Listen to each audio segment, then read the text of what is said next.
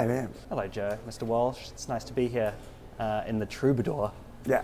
Holy crap. Kia ora. Kia ora. Kia ora, my friend.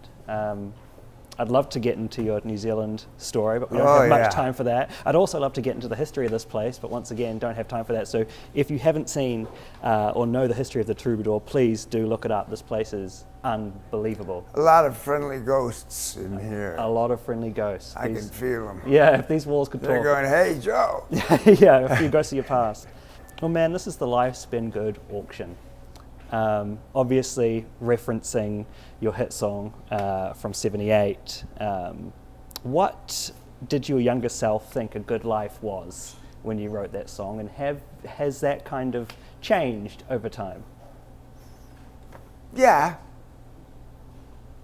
Life's been good? Mm-hmm. Well, that was to say that it's not as an elegant lifestyle as it appears. And each of the verses are different situations. You know, for the 2 hours or 2.5 hours we're on stage, I'm pretty cool. But for the rest of the day, I'm just Joe. Just Joe. Yeah. Just Joe. And that song was to do with all kinds of things. I wish I could make a movie out of it. But a day in the life of being a rock star, and how that contrasts so much with domestic life. And I kind of made a joke out of it. Yeah. And I didn't really want to even do it, but my producer and my band said, oh, you got to do this. Yeah. So I did it. I mean, there's only a handful of people that could tell the story, and you're one of them. Yeah, well, I have a new batch of verses. You do? I'm sure you do. We need an updated version. You can do part 2, yeah. Exactly, an even longer version. Now, you know, over 800 pieces are in this. I can't imagine what was going through your mind when you're going through all of these things. Because for me, when I see something from even 10 years ago, I'm like, wow, I remember that. And I have this whole moment of nostalgia. But for you, these are storied items that, you know, trace back decades to moments that were so special and precious to you. What goes through the mind when you're going through these things? Well, a little insecure about doing this. You know, we all have our stuff, and some of it's precious, and to other people, that's just his junk. You know, so my stuff to you is probably my junk, and you know, your stuff is probably, that's your junk. But I got my stuff. Anyway, I've lived in a bunch of places. They all had a set of guitars there. And I'm a kind of a hoarder. No. I think it's genetic.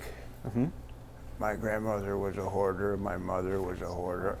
Yeah, we all are. Yeah, it's easy to do. We keep stuff that is precious to us. And I have amassed all these things. Each one has a story, and each one is very dear to me. But in reality, I'm knee deep in my stuff. Yeah. And I just go over and look at it and reminisce. I never really hook it up and use it anymore. And I thought I might try and have somebody else have a chance to have one of these pieces, because they're all good. Oh, yeah. I'm not selling my junk, man. It's my stuff. This is some cool you know? stuff. And also, I have a benefit that I care about for vets called VetsAid. And I continue to feel that our vets aren't getting the attention they deserve. So I raise money for vets' causes. And a significant portion of the profits is going to pad VetsAid. Well, thank you So, for that. and then I see all this stuff, and I want to call off the auction and stuff. Now I got to do this. You got to do it. Because it's on top of all the other stuff I have, and I don't know what's underneath it. It's time. And I mean, you know, just looking at some of these guitars, my dad's a guitar guy, I sent him the listing of all the stuff, just geeking out at the number of amazing instruments you have here, some of which have been modified to your liking, some of which are the quirkiest things I've ever seen. What makes a guitar speak to you?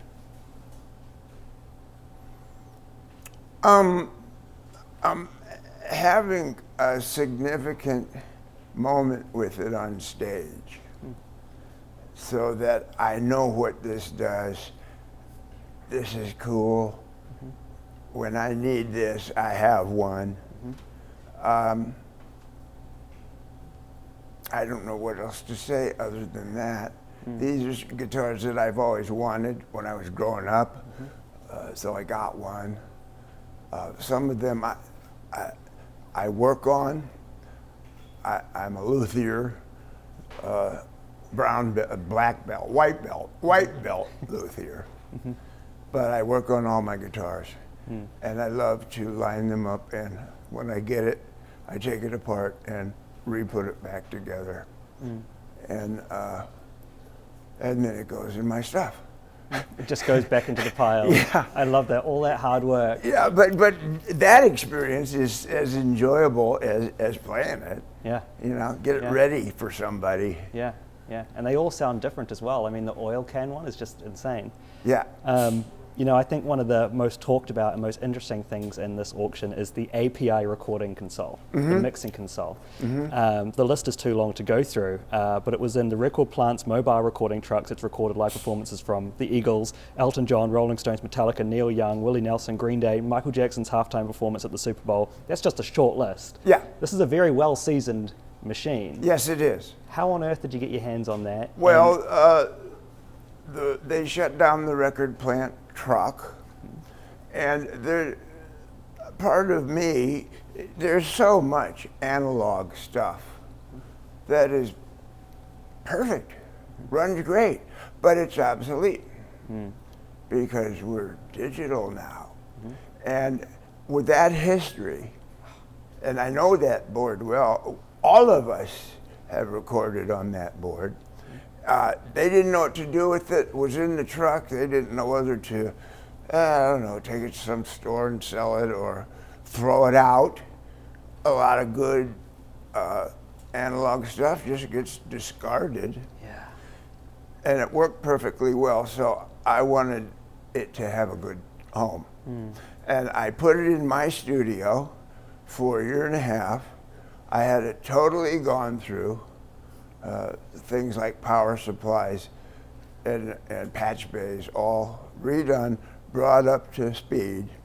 So it's a perfectly great API board, and API boards from that era are famous, and I want somebody to have it and put it in their studio. That's what I'm hoping for. Add to the story, add to the history of it.